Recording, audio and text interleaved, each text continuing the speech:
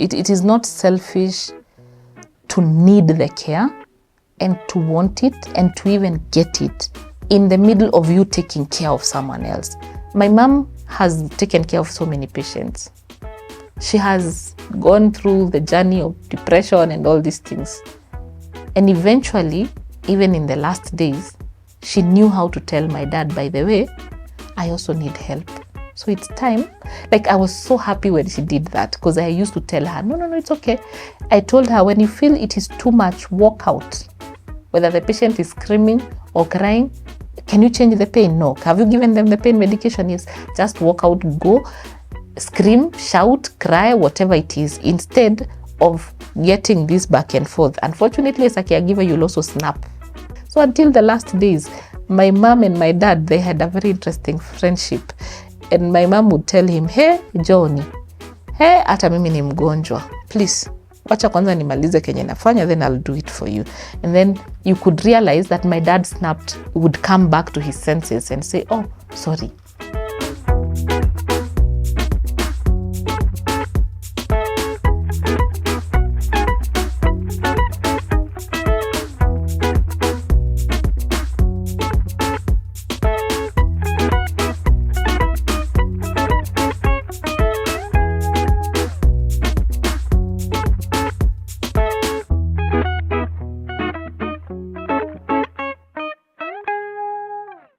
My name is Carol, your health coach.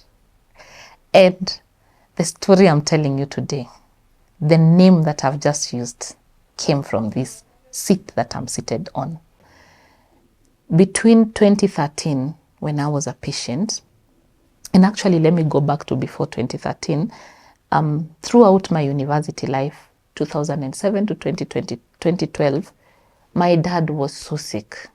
And so throughout, it was, this hospital, like, it was known, even from class, the people we were schooling with. So most of them would take me. There was like a group that used to take me, Kina Lucy Njomo, Kina Rose, because, okay, you see, every stage has its problems. My problem that time was food. So I used to go to hospitals, stay with my dad so that I can eat his food, because I was broke. And if I failed to go and eat that food, he would even call to ask. So every time he was in hospital, he could leave some food. And that has been his tradition. He always left some food. So you are in school, of course, you're feeling your dad is sick. You don't even have money to pay for the bill. So the only thing you could provide was you're being physical, being there for him. So the 4 years, I was like, oh God, when I'm done with school, I'll be paying dad's bills. Then you finish this school, you don't get a job, or when you get a job, that was when he was going for a transplant in 2011. So he went for a transplant, came back, he was a bit better for like 7 years. So that time he didn't need me most. And then immediately after he comes back, I am diagnosed with cervical cancer. So I'm watching my mom the whole time, and I've been listening to my mom's stories. Remember, I also grew up, my grandmother died when I was in class 2. So I've been with my grandfather, and it's my mom still taking care of my grandfather. So my grandfather was not sick, so I had not seen that burden. And it's not a burden. I had not seen what the heaviness. For us, we were serving our grandfather. We cook, we run, we go and give him, then he will share the food with us. For us, it was joy. But I never thought that my mom is having to cook 3 different pots for her children, for her husband, because my dad is diabetic and different meal, and my uka is a different meal. And she still diligently did it effortlessly. That time I was young, I would never notice such things. In the morning, someone has to run, it's my mom. So now my dad is sick, university life, then after uni, he's still sick. Then I fall sick immediately after his transplant. And now I feel what it feels to be a patient. You are angry, you are frustrating the caregivers. I really frustrated my brother. I shared my story on the previous one. The first time I sat on this seat, it actually almost collapsed. It was doing badly as I was doing. And 3 years later, I'm here to tell the story. No, 2 years, 2 going to 3 years later, I'm here to tell you the story. And at that time, I didn't have any business sharing my story. Why? Because I thought it was too heavy. Number 2, I was like, when you're struggling, you're thinking, so what is in it for me? So am I telling my story to you? What will you benefit? Around that time, I was not so familiar with YouTube, so I didn't. And so I just like most people will do when you get such a phone call, I dismissed, and I told Justus, you send me one of the videos you've done in the past, I'll watch. I think I took another few weeks without watching. But finally, October came. It was around Breast Cancer Awareness Month, I still don't remember how I was convinced to do the show.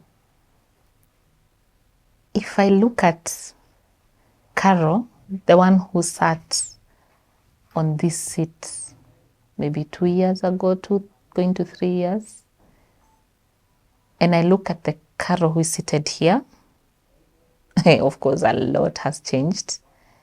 One, I got friends. I got a family.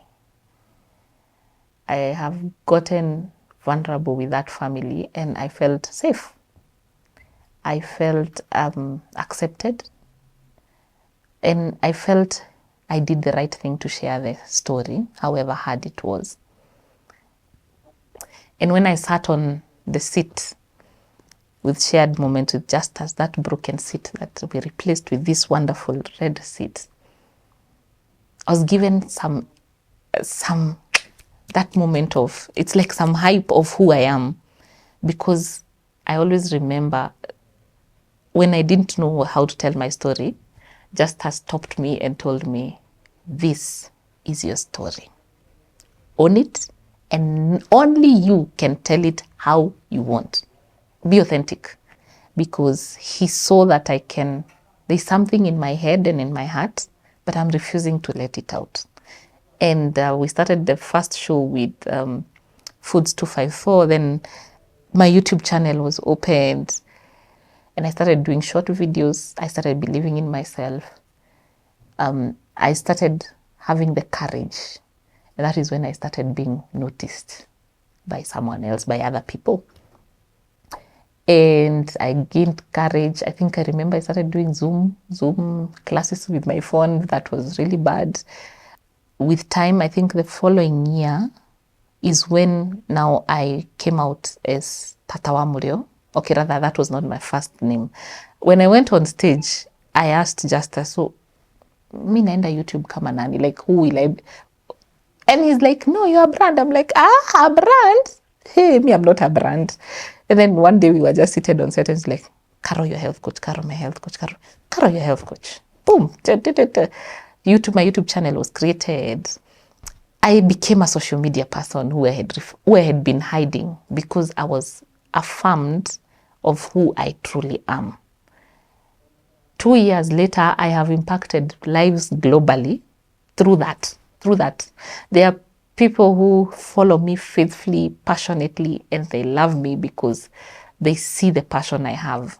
If that had not been seen, I don't know where we would be. So I'm truly and sincerely thankful. Also, by me sharing, I encourage so many other people to come on the platform. Me, I'm there. Hey, Justus, uko na space. Kuna mama nimepata, ako na story. Like, I kept referring. So me watching those lives changing, I'm like, yay. But maybe if I had not shared my story, I don't know where it would have been. I also met people who are selfless, and that has taught me to be selfless even more. And so I have changed from that Carol, the perception, the friendships I've created. Every time I'm on set with shared moments with Justus, the whole crew, we are just having conversations. Like, they became a part and parcel of my life. And I think that is the most beautiful thing that I've seen. I've grown the brand. Now I'm a global brand. I've started a whole company that is a group of companies now. R&B, Rejuvenating Nature's Beam. Like, I became me, so I am able to fly. I have a whole company. My NGO is Health Sister Foundation. I help cancer patients. This is when I got the concept. I was still stuck. That caterpillar stage that I'm telling you I was stuck in, I was like, me, I'm a philanthropist. Now how do I do it as a business? Around that time, immediately after my story, I got 2 scholarships to study social entrepreneurship. Then I traveled to Cairo. I met so many other ladies who were struggling in that caterpillar stage. And I came back and I'm like, God, I'm used to giving. How can I remember there's someone who challenged, still a part of this family, asked me, how is Mpesa Foundation able to run without the Mpesa? It was first Mpesa, then Mpesa Foundation. And the concept just became. So as we speak, Health Sister Foundation does not struggle with funding anymore. Why? Because it's R&B, my social enterprise, is able to support the philanthropy that I do through Health Sister. To a point, now as we speak, now I have another company, which is giving back and also making some few coins so that it can support Health Sister and also still keep touching lives. When I was on this seat, I had authored 1 book. Now I have 2 books. I'm doing the 3rd book. I was not an employer. Now I'm an employer of many people. I've metamorphosed, that word.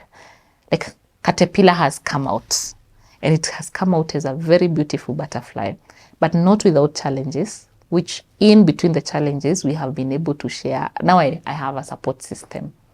So I'm the kind of a person, when I go through sometimes I really don't even know, like it's never conscious, but anytime I experience something good, I want the world to experience it. Anytime that I experience something bad, I want no one else to ever experience it. And that was the genesis of Health Sister Foundation. I went through cervical cancer. I was going through psychological issues, and I needed someone to hold me. So I made Health Sister. And then at some point, I met clients and patients who are sick and they don't know what to eat. I started, initially it was Afya Harvest, then it grew bigger than Afya Harvest, and it was turned to Rejuvenating Nature's Beam. In between the Rejuvenating Nature's Beam, there are so many other things. There's R&B school, because people kept asking me, so now, Carol, how do I do this? And I created R&B school, and it is running by itself. Then we were sending our parcels, and they were getting lost, or they were not getting home when they are safe, or I did feel like they were satisfactory getting to the client as I would have wanted me to receive the parcel. So I started R&B logistics. That is how I operate. And I've done so many other several things inside. And now I'm dealing with sick people. And every person is worried about the sick person. Few people are worried about the caregiver. And I could see the kind of pain. I think the most painful was when one of the patients I was working with was so sick, and then the caregiver was so down and crushed that no one noticed. The caregiver died before the patient. So the whole time, even when I'm doing a Health Sister, I used to do even meetings for caregivers to come and just let it out. Most caregivers would come and cry on my shoulder. My shoulder is not enough. At some point, it overwhelmed me. I got depressed. I got depression. So I, again, stopped that vision. However, the whole time I was thinking, what can I do for a caregiver? Until 2019, when my mom, who is the best caregiver, who's been taking care of my dad and all these things, when my mom started slowly going into depression, and boom. It's painful, it's dangerous, it's scary when you see the mom who you hear everyone saying, oh, Mama Shari, she's such a strong woman. She has taken care of Shosho. And then you watch her going down. And most people are not noticing because she's smart, but and my mom and I are very good friends. So I'm trying to even tell my brothers, Mom is not okay. Then they go home and tell me, But I found her, okay, she was neat, she was smart, she cooked for us. But my mom and I'm the only girl, so my mom shares with me, and she used to tell me, anasikia sahani ya kichwa ikienda around. And then she could tell me she's feeling, na Kikuyu ina sound better, she's feeling foolish. I don't know how to translate it, but she was telling me how she's feeling. And because I've ever been depressed, remember 2017, I was depressed, so I know the signs and symptoms of depression. I watched my very strong mom almost losing it. That was it for me. I remember when she was going through that whole journey, she called me one day. I was going to Nairobi. She called me crying. And that was, that for me was, and she told me, I don't know how I'm feeling. I feel foolish. She had put some milk on the jiko. The milk had poured and it had continued, and the whole house was almost on fire until my other brother walked in and saw it. And now my mom is feeling guilty because she can't control, she doesn't know what is happening. I was on Thika Road going to Nairobi. I turned at Githurai. I called my brothers and I told them, I don't care. Not to say that I don't love my father, but I'm not going to lose my mother as I watch. My mother needs help. And I'm going home, I'm going to pick her. So everyone is asking me, Carol, if you take your mom and your father is sick, what will your father do? I can remember I even told one of my aunties, even my mom was born by someone. So you guys find a way of taking care of your brother, I'm going to take my mom. I actually went home. I didn't know how to drive. Like, I had really hesitated knowing how to drive. I picked my friend's car. I told my mom, please pack your clothes. And I called my dad. He was so sick. But the more he's sick, the more my mom is sick. I went home and I told them, I don't care. I'm going to save this woman. Packed her clothes, fueled that car, and told my mom, we will drive this car until where the fuel is over. That is where we'll sleep. And I told her, I'm going to switch off your phone. Then I called my brothers and I told them, you and my father's siblings, you know how to take care of my father. I've left with the caregiver. And no one could understand, how will the patient live without this caregiver? And I told them, no, my mom is not the one who makes my father live. I think that slapped me proper. Luckily, around that time, 2020, I can't remember which 2021, I don't know, 2020, I can't remember which year. But that is when, luckily, I was able to fund this fueling, this taking her to a restaurant, that time the chums were good. So I took her to Nakuru. We went to Nakuru. Me, I'm driving like, CJ could drive. I'm scared on the road, but because I needed to save her, I learned how to drive. Sure. And I looked for a place to sleep, got a hotel, got the best room. And the first day, she could not sleep. The second day, she could not sleep. My mother had not slept for 3 months. 3 clean months. So now I started the journey of therapy. I don't know what. When we went for therapy and then she was told antidepressants, I said, no, she's not going to take antidepressants. I'll change her environment. I'll change her diet. I'll change that. And I started teaching her how to let go of what she's carrying. And one of the diagnoses the therapist told her, Mom, you have given out everything. You have nothing for yourself. That's why you're depressed. Because all your life you've just been giving out. Now it's time for you to accept, to receive. I started teaching her how to swim. I took her into my house and we became, I changed her diet, everything, and I helped her through the journey. Now my brothers and everyone is now in and they have a patient. At that moment, I didn't care about the patient. Because why? 2017, when I got depressed, it was because I was trying to help the world. But when I was depressed, no one knew what I was going through. Incidentally, the irony is 2017 is when I was so depressed, but it is when I received more than 4 international awards. So the world was out there celebrating me, not knowing what I was going through.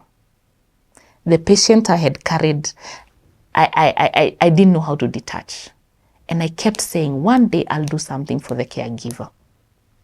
It was aggravated now last year, that whole desire, when after watching my mom, like now she's getting attached to the patient, that is my dad.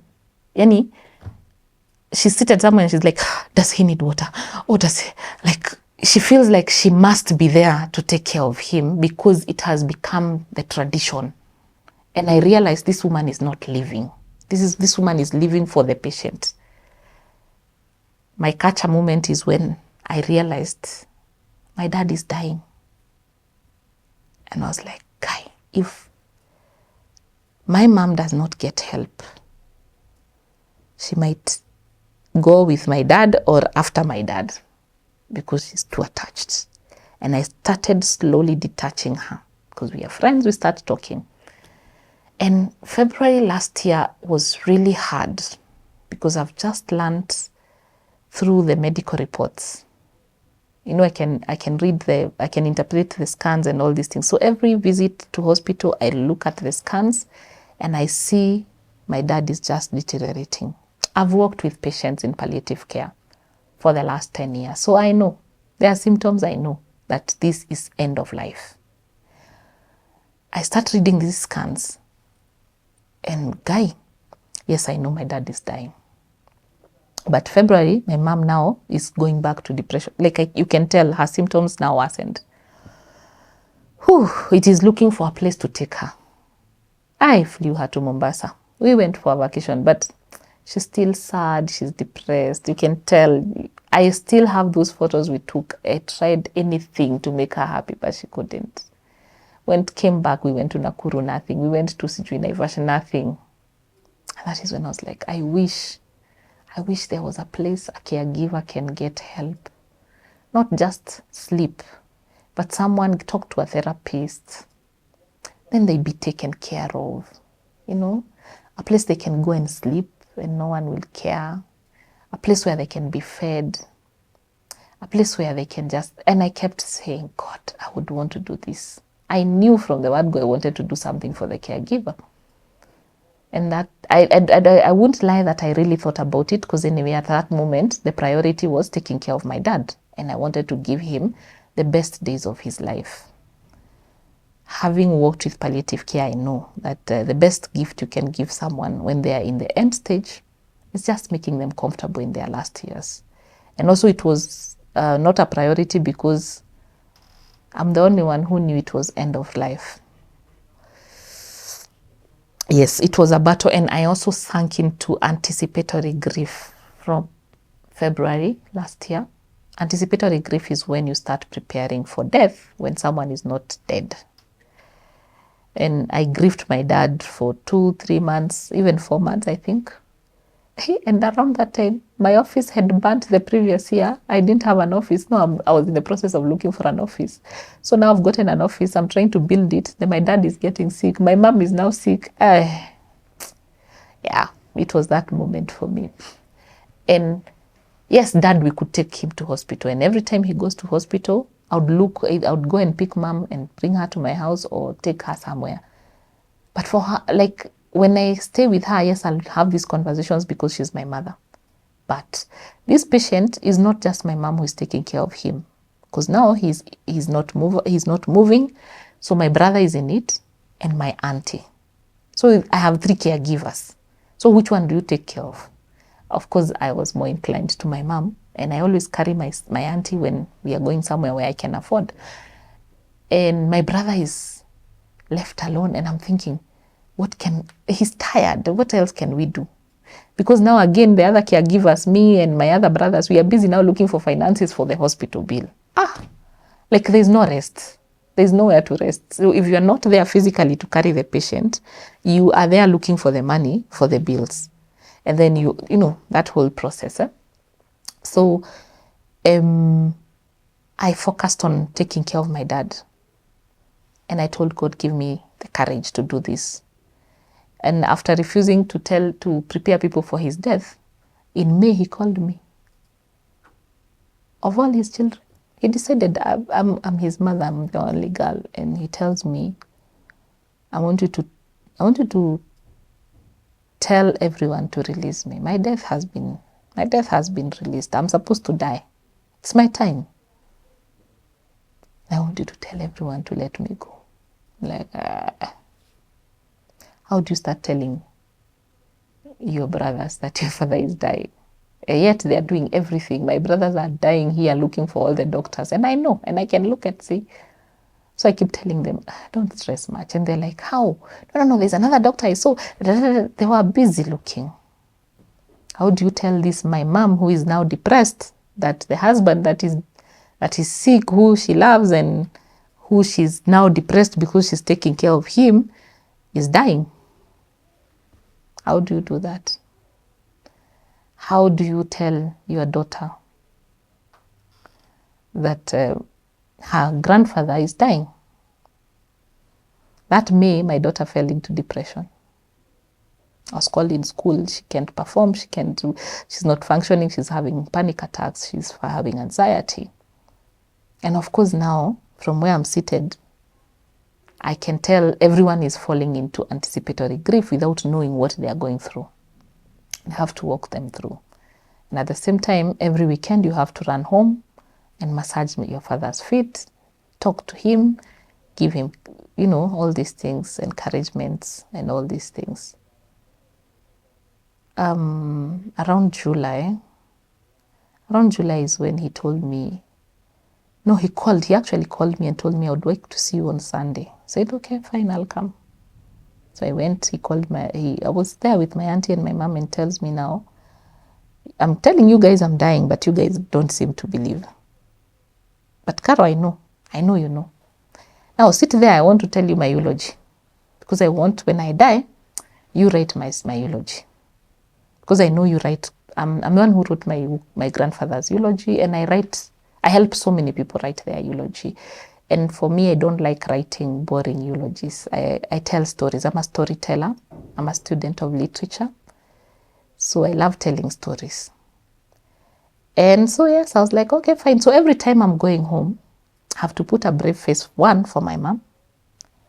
When my daughter comes home, I have to put a brave face for her. When I'm talking to my brothers about death, I have to put a very brave face. When I'm talking to my dad who is sick and who knows he's dying, I have to put a very brave face. But when I go home, I'll be alone. And I'll cry and cry and cry. And then wipe those tears. And tomorrow morning, I'll go to R&B and listen to all sorts of problems. Among them, people who are grieving, or among them, people with a terminal illness, among them, people taking care of another terminally ill or an elderly person, with a broad face, looking at everyone and not crying. I was tired, physically, emotionally, spiritually, psychologically. I was tired. And at the same time, I'm going through grief, anticipatory grief. So you finish here, you take your daughter for therapy. Before you are done, Kwanza, there's this one day, I had gone to Nakuru to take my mom. I had been called for a women's seminar in Deliverance Church in Nakuru. My mom was sick, so I drove to Nakuru with her so that I can distract her from all this. And then I get there, we stay in a restaurant, then I take her to her best friend. I go to the seminar. No, she came to the seminar, said hi to the women, left. Just after the seminar, there was another whole lot of women waiting for me to tell me their problems. When I was in the car going upstairs to attend to the women, I received a call from the deputy principal in my daughter's school, telling me I have to go and pick my daughter because she's not well. And I'm in Nakuru with my mom, who is sick. My daughter is in Kirinyaga. And home, dad is sick. I just switched off my phone. I went and served the women who were waiting for me. At that time, I couldn't pray. I couldn't say anything. I think what has held me together last year is support system that has been praying for me, support system of friends who sat there, very few friends who sat there and listened to me just vent out and not say anything. So I came home. No, I had to look for someone to take mom to home, which is Gatondo, so that I can go to Kirinyaga, pick daughter, come home, then take her to a therapist. When she's doing her therapy session, I passed by Aga Khan because one of my staff was going through cancer. So I needed to go and help. I think they were starting the treatment and it is that early stages. So I have to go and check on her and come back, pick my daughter, go to the office and work. And work as a normal person. And at the same time, I'm doing all these YouTube channels and I'm teaching people, and in between you are getting all these comments. You've added so much weight. What is wrong with you? You are not available for appointments. All these insults, you get them. You get tired, very tired. I am the kind who take a break, go for a week. There's even a time last year I went to a term where I remember I switched off my phone for a week, but I couldn't sleep. Why? Because everything was just not happening. Last year I couldn't take any break. So who do you leave? Do you leave your daughter? Do you leave your mom? Do you leave your dad and go for a break? Who do you leave? If you don't work, you won't have money for the bills. So you have to work. You have a whole line of clients, because guess what? What you're doing is healing other people except your family. Everything else is working for everyone else. And so at some point I was also even very angry at God. I was like, so you've called me to be a healer, and then other people who are getting healing through me, but these people who are around me are not getting well. Anywho, I wanted to show you how tired I was. Like my eyes were always tired, my shoulders. Thank God I never fell ill, but I was just tired and I just needed somewhere I can go and be taken care of. And the whole time I'm doing this, I give my biggest weakness, which is a blessing, is giving my all. When I love you with my all. When I don't like you, I don't like you.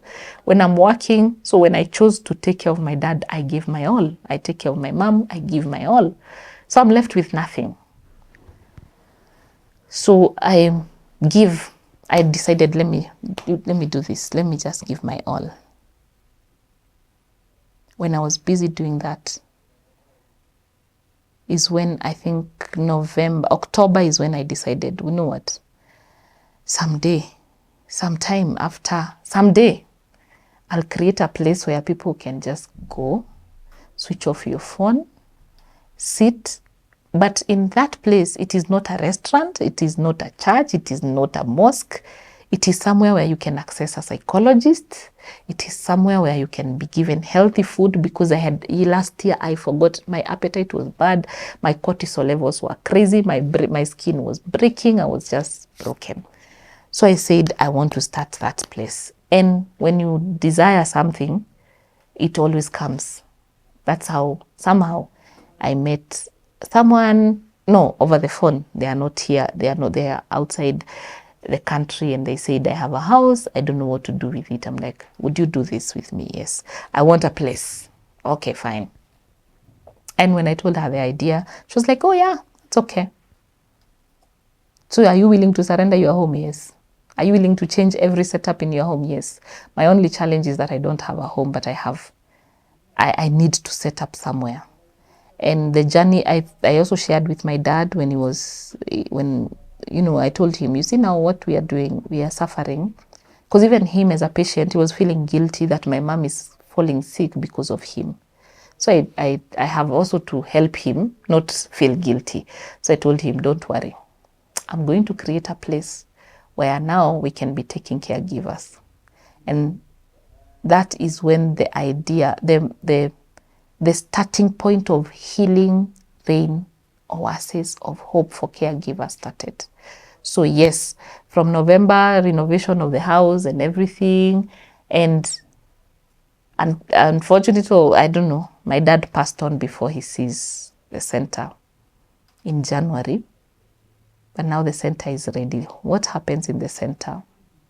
You just show up and chill, and you be taken care of. Because as a caregiver, you need love, you need compassion. You come, you book either for a day, for 3 days, for 4 days, whichever days that you can afford. We give you healthy juices and smoothies. We give you healthy foods. We give you a space you can sleep up or kwanyasi, or just walk. You can walk barefoot. If you want to come and just sleep, you come and just sleep. No TV, no nothing. There's no TV at the center. And Healing Rain is a place where we also provide grief therapy, because personally, I'm still going through grief. It's not even 2 months since my dad passed on, and I'm still grieving, and I don't know how to behave when I'm grieving, so I need help. So at the center, we have psychologists, we have counselors, we have therapists, we have masseuses who can massage you, reflexology, and we have beds that are unique. They are not normal beds. You don't expect to come and find a normal bed. It's not a normal place. It's not a normal place. It's not your day-to-day normal place. You just come and chill. This is a place I also created for even my friends who I meet and they are tired. You're tired of trying to balance, to put the balance. You're just tired. Maybe you don't have a sick parent, maybe you don't have a sick brother, but you're tired of balancing your work. You're tired of balancing your family life. You're just tired and you just need some love, some care. That is what happens at Healing Rain. When you come to Healing Rain as a caregiver of a terminally ill patient or an elderly patient, we send you nurse aides, home care providers. Because at the center, we do not take the patient. We leave the patient at home or wherever they are. So we don't want to leave the patient without someone. You see how my mom was struggling every time we leave dad without someone. Even if you take the caregiver away, even when she's away, she'll still think about the patient.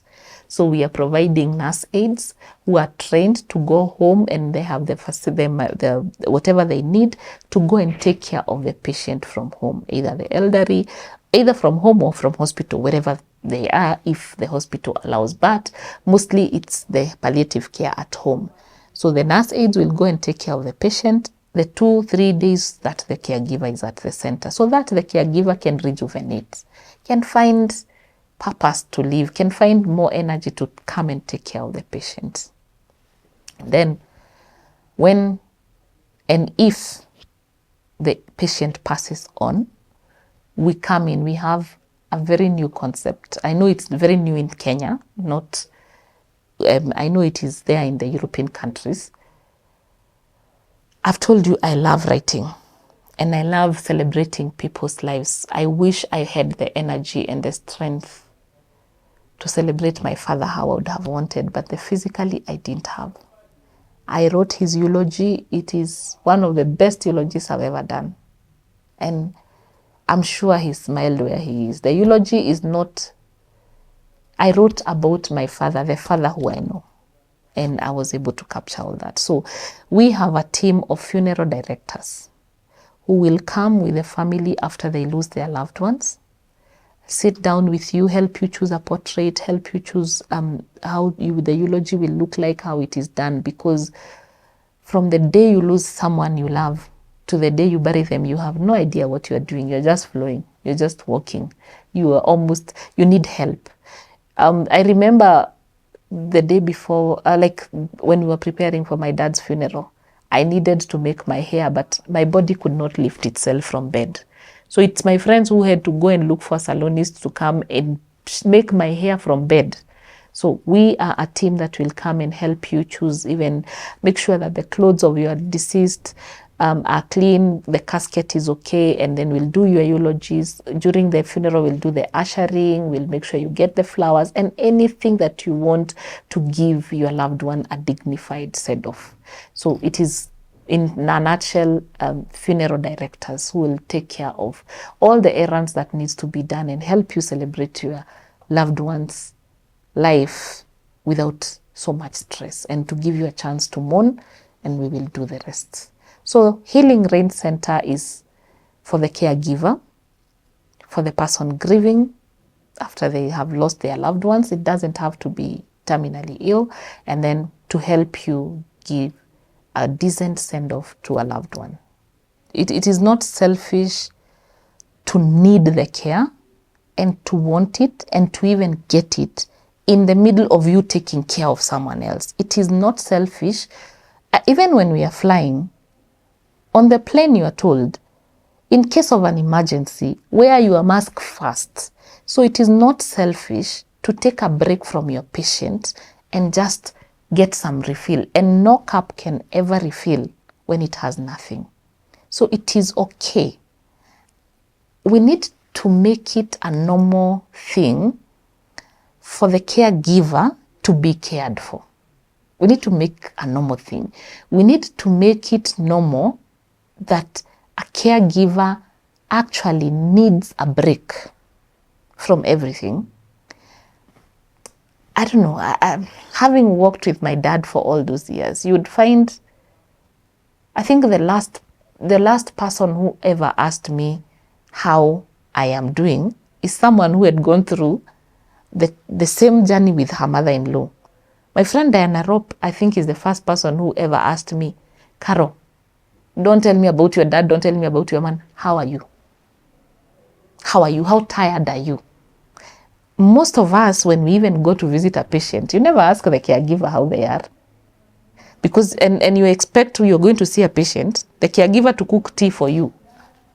He or she is tired, and you're still expecting them to even cook for you. Why don't you go and enter into that kitchen and make tea for yourself and tell the caregiver, it's okay, sit. Just sit. So it is very okay, one, to ask for help. You are not weak. You are not weak. I've learned the hard way. Because for me, I used to think, don't ask for help. Number two, it is not selfish to now go for that help. Say, you know what, I need help, and this is the kind of help I need. Sometimes you just need a hug and cry. I know there are so many times I've called a friend or two and told them, please, I just need a hug. Please, I just need you to listen to me and don't give me any solution. Just before my dad passed on in December, when I was now, for real, he's dying. I called a friend and we sat down somewhere for a whole day. And he listened. And by then, before I started talking, I told him, I'm not telling you this so that you can give me solutions. And I'm not telling you this to come and Christianize this whole thing. You are not God. You will not be God. So you don't answer. You don't answer. Just listen. Try and feel what I'm feeling. And I think that is a good gift that I ever got.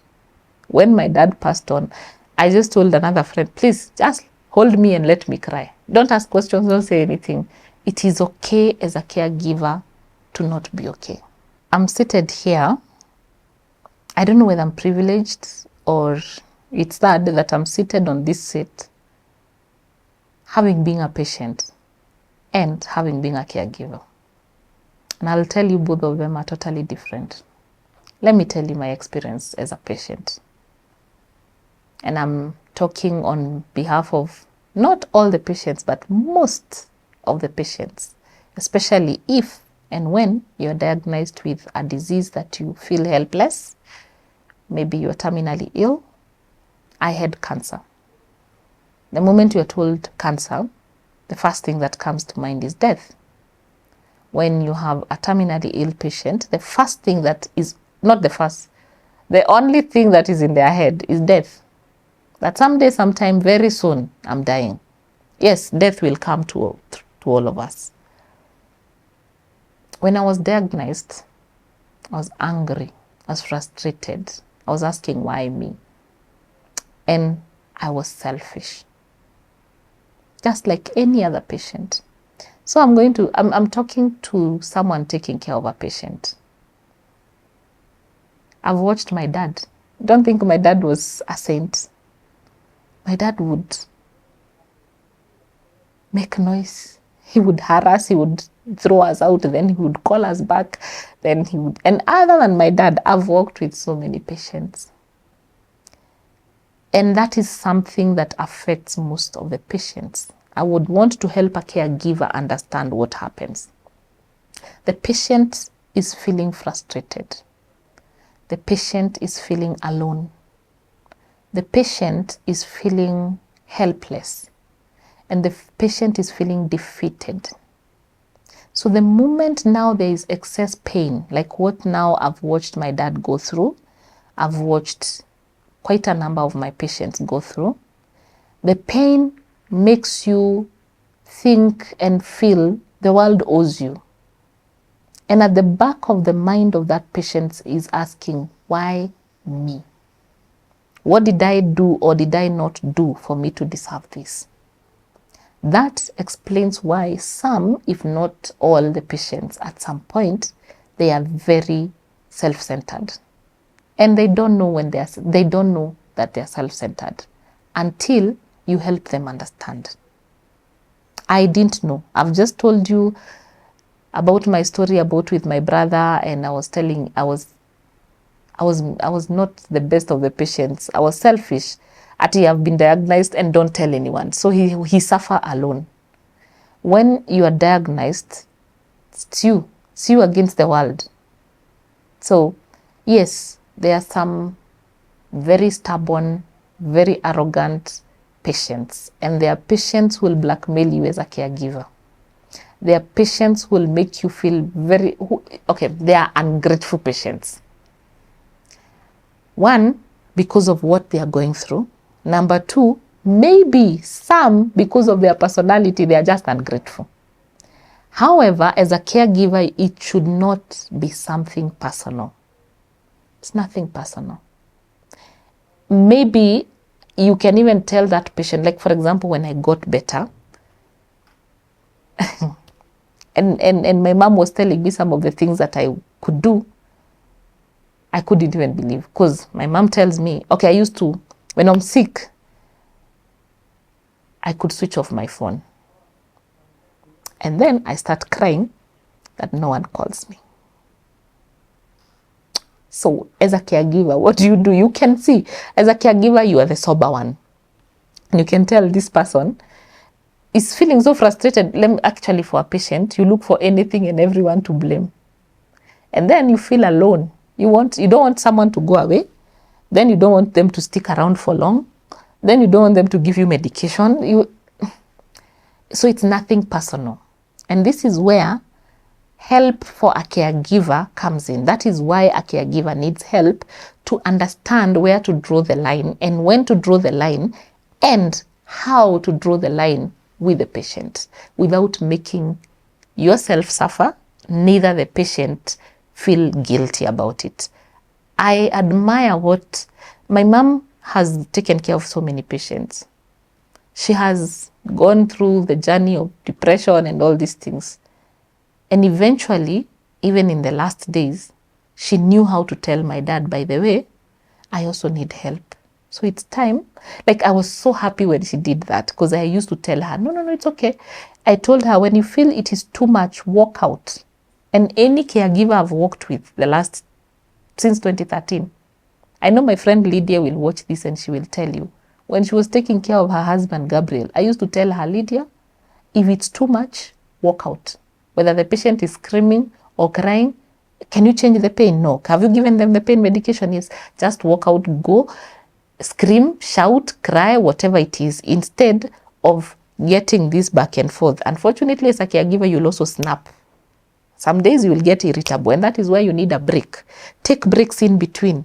Take breaks in between and help the patient understand, hey, boss, I also need a break. I'm taking a break. So until the last days, my mom and my dad, they had a very interesting friendship. And my mom would tell him, hey, Johnny, hey, hata mimi ni mgonjwa. Please, wacha kwanza nimalize kenye nafanya, then I'll do it for you. And then you could realize that my dad would come back to his senses and say, oh, sorry. So when he was doing that, it's not like he wanted to just harass you. So when you have a patient who is very stubborn, who is arrogant, I have quite a number. I even have my auntie who refuses to take medication. So you have to really find a way of forcing it. Don't take it personal. And that is when now you need a support system. Healing Rain and the support groups for caregivers is what will help you go through it. And then when you hear other people's patients' behavior, you'll say, hey, mine is an angel. So it is very normal for a patient to feel entitled, to be selfish, to look arrogant and sometimes ungrateful. And that is no justification, but I want you to put yourself in their shoes. You have a disease you cannot change. Maybe you are in so much pain. Maybe you are not, but the only thing ringing in your head is death, death, death, death. Nothing else matters in this world. Nothing else matters for them. So as a caregiver, this is where now we create a platform for you to learn when to say no, how to take the breaks, healthy breaks. Every person knows their breaking point. However, there are some who don't know their breaking point, or they know the breaking point, but they keep giving excuses of why they should not take a break. No, let me finish this project. I'll take a break the next project. Let me tell you, what will happen is you will break. And if you don't break, even that husband, that children, that father, that mother, you will even break them. So it is very important to be self-aware and to take a break. Take a break. And that is one of the reasons why I created Healing Rain, because previously, before my dad was so sick, I think the previous years, I always take a break and go to a restaurant and just go away. Just go away, either in the bush or in the beaches or somewhere. I'll just look for a place to go. And I needed somewhere I would feel now that the comfort that I've gotten at Healing Rain. So some of the you can look for the symptoms, because people experience different symptoms. You can sometimes your friends will notice and they'll tell you, if you have genuine friends. If you have genuine family, they'll tell you. But sometimes you don't need to wait to get to that point, because you will have lost it. It doesn't harm to take 1 or 2 days. And this is not just a caregiver I'm talking to. I'm talking to that person who works in the office, that person who is in the field, that you who is not, even you are a caregiver because you are caring for yourself. Even if you don't have a child, even if you don't have a husband, even if you don't have a sick parent, you are caring for someone else. I'm also talking to some people who are called empaths. Those people who are like me, who will always carry other people's problems. Any problem you meet on the road, you're putting it on, and you can't help it. Let me tell you, sometimes I say, I'm not going to carry someone else. So you need to learn how to draw the line. And that is one gift that my job has given me. Hey, in my office, let's say in one day I'm seeing 5 people. One person can walk in with a problem like let me just give a different examples. Someone will walk in and say, I have too much facial hair. So you help them. Then the next person who walked in says, please, I have no hair at all. I need some hair. Carol, what do I do? Then the next person who walks in, they have gray hair. They are complaining about the gray hair. I'm giving just a simple example. So in life, in my line of duty, I've learned to listen to all sorts of problems. So I've realized, Allah, if I carry them, I've had to learn how to, I don't know whether it's sympathize or empathize, I don't know. But I've had to be taught by those people who are ahead of me how to draw the line and how not to carry. So I'll do the best that I can, because that is what had broken me in 2017 when I was doing Health Sister. I wanted to save the world, but I forgot I'm not Jesus, and I can never be Jesus. So these days I know even how to say no. And my phone, because that is the biggest burden. Our electronics are the most biggest burdens. There is a time I have to switch it off. I don't answer to all the phone calls when I am taking a break, or when the state of mind is not okay. And then also the deadlines we put for ourselves. My friend tells me, you are not competing against anyone. It is you, it is your work, it is your deadline, so why are you harassing? Why are you stressing about it? And so it is very important for all of us to look for help and ask for that help when it is necessary. Sometimes we don't know where to start and we don't want to talk about death, but we also need death. Even in death, there is caregiving. That is where we come in and we help you. That team is committed to make sure that, incidentally, we sat down with that team and we realized all of us have lost loved ones. And everything that we are offering is something that we wish someone did for us when we were mourning, when we were in that moment. We are a team of wonderful, wonderful men and women. Most of us are in that stage of losing parents, losing children, losing brothers and sisters. And so we are doing what we wish someone else did for us. So don't stress much about when you lose someone. Don't feel shy to talk to us. Healing Rain, our social media handles. And also you can give us a call, 0711 62 1563. When you call 0711 62 1563, just tell them you want to be directed to Healing Rain. You can visit us, even if you're not coming to stay. But I assure you, when you come to see us, you might be tempted to sleep. However, we have a day package. We have a day package, like you can come in the morning and leave in the evening. You can come and learn how to make juices and smoothies. You can come and learn how to, we have we have 2 farms, small kitchen gardens, where you can learn how to do organic farming in brief. We have nutrition education classes where we can teach you how to prepare meals in a healthy way, and so many other different things. So you can come for a day, 2 days, 3 days, and we can even accommodate a group.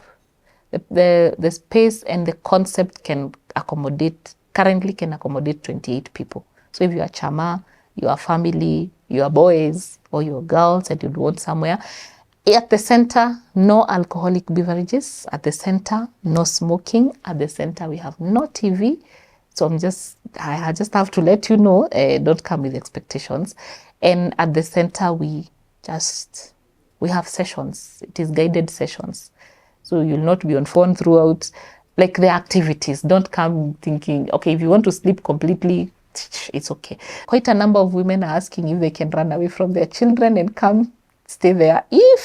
If you have someone to leave your children, you come. It's also a safe place for a mother to come and be taken care of. And we have massage, full body massage, foot massage, back massage. We have body scrub. And I love Africa. I am Africa. So it is also a representation of Africa.